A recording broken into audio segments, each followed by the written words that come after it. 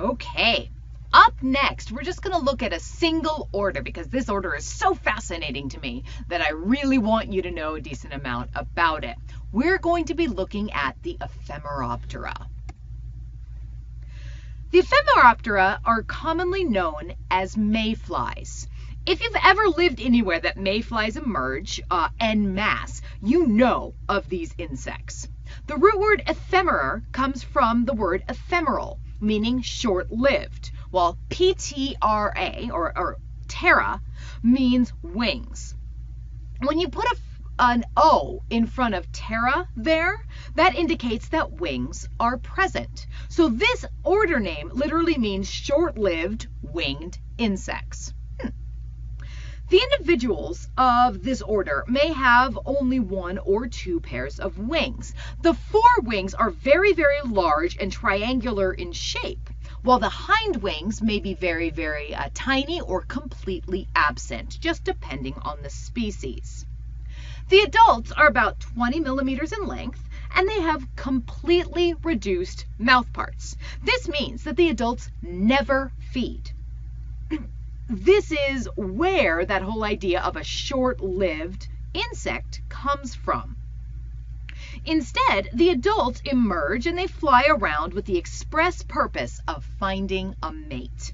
They live for just a few days at most in this adult stage, and they will mate in these really, really huge swarms, laying eggs and dying. So, to facilitate this flying and mating lifestyle, the adults will have to all emerge at exactly the same time, which is why you see so many coming out all at once. The adults also have very large compound eyes, and they have these filiform antennae.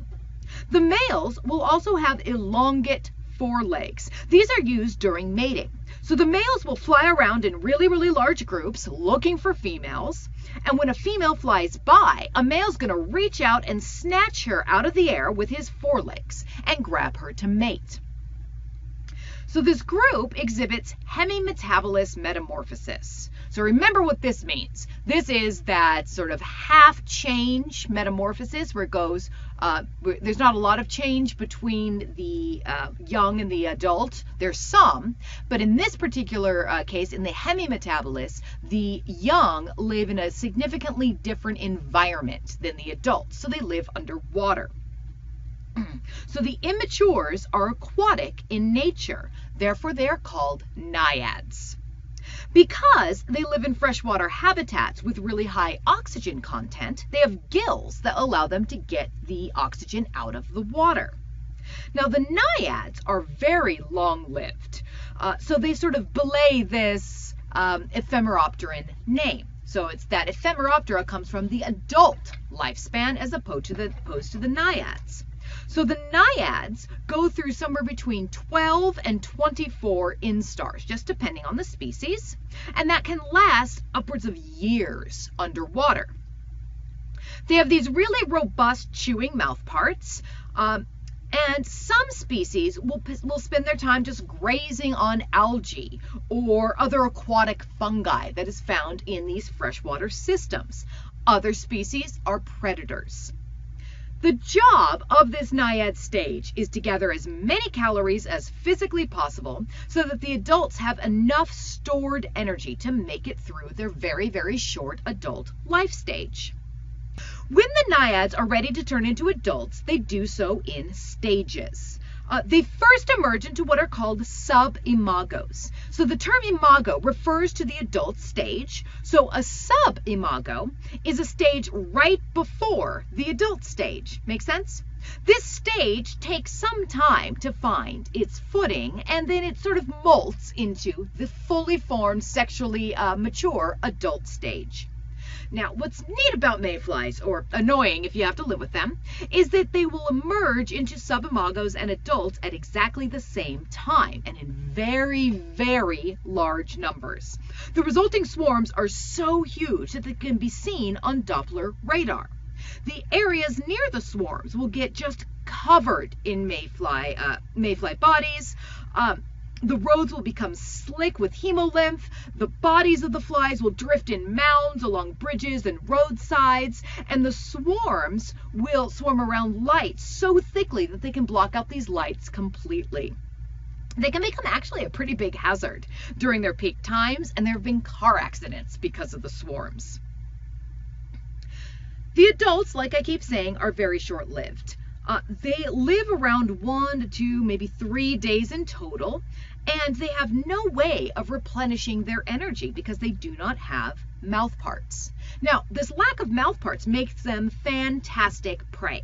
They're actually a favorite food of fish because they don't have mouth parts, so they cannot bite. They do not have stingers, these really hardcore ovipositors, so they can't sting you. They're basically a big old bag of calories. If you use a mayfly as bait for fishing, you can catch all manner of fish. I mean, it's just like crack to these fish. When you go fly fishing, you're actually trying to mimic the form and the landing patterns of mayflies to entice the fish. Say, hey, look at this big thing. It's not going to hurt you. Ha ha, I caught you.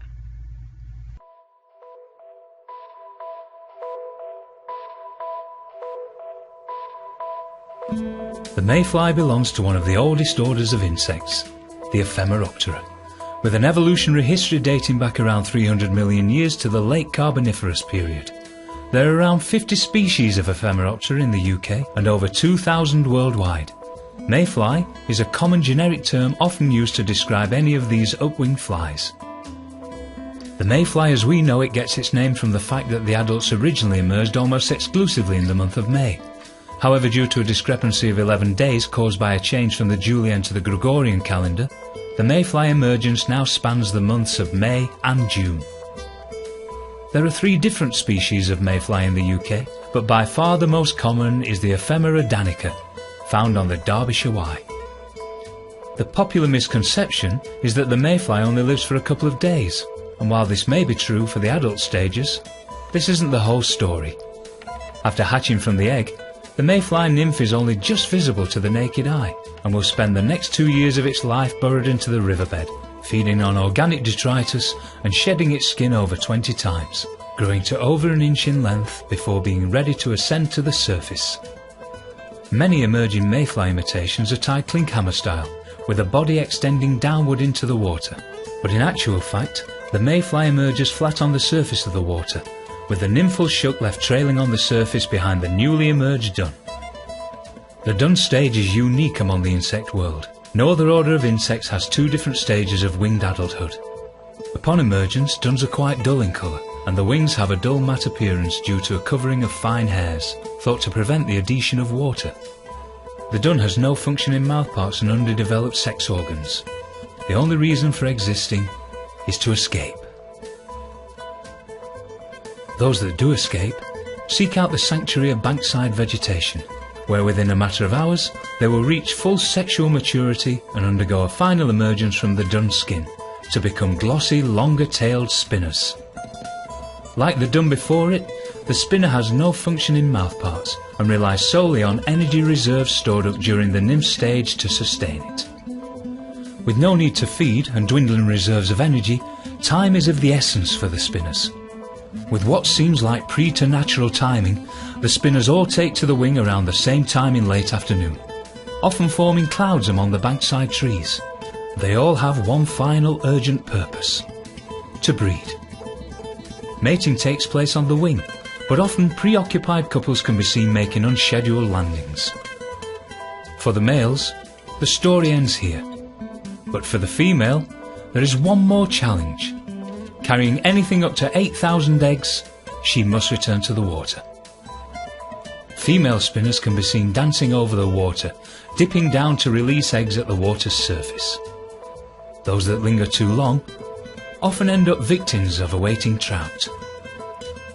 Sometimes the fish can be so preoccupied with these spinners, they will make spectacular leaps in anticipation of a protein-rich meal. A lucky few may fall prey to a more charitable predator on the banks of the Wye. The river keeper on his stretch of the river captures returning females and collects their eggs. As part of a repopulation program, the eggs are placed on protective glass sheets suspended in the river, ensuring much higher survival rates for the next generation of mayfly. With completely depleted energy reserves, the female lays spent and dying on the water. 2 years in the making, for what seems like just a few moments of glory, the mayfly's life is complete.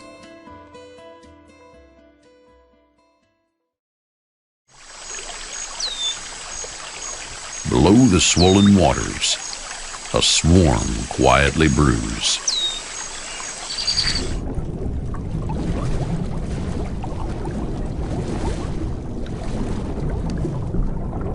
In the riverbeds, mayfly larvae have been living and waiting for 1 or 2 years to emerge. They have just 24 hours to live, and there's a lot to do. They come to the surface at night, pause for a moment, and make their first flight.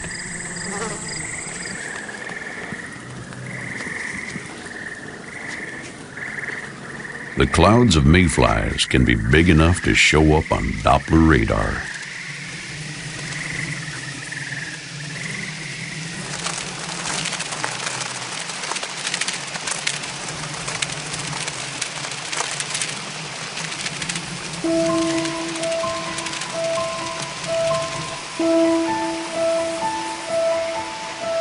They spend up to 16 hours taking over any available riverside real estate.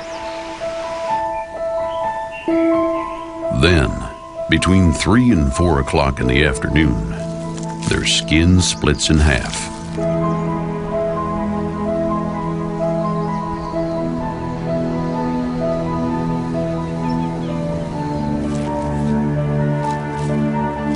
A new, slightly different creature is born, with just a few hours left to live.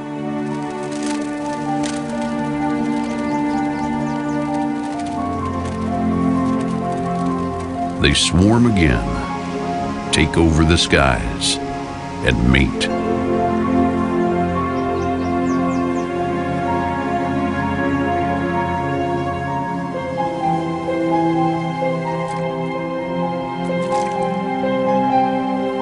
By the time the females lay their eggs, time is up.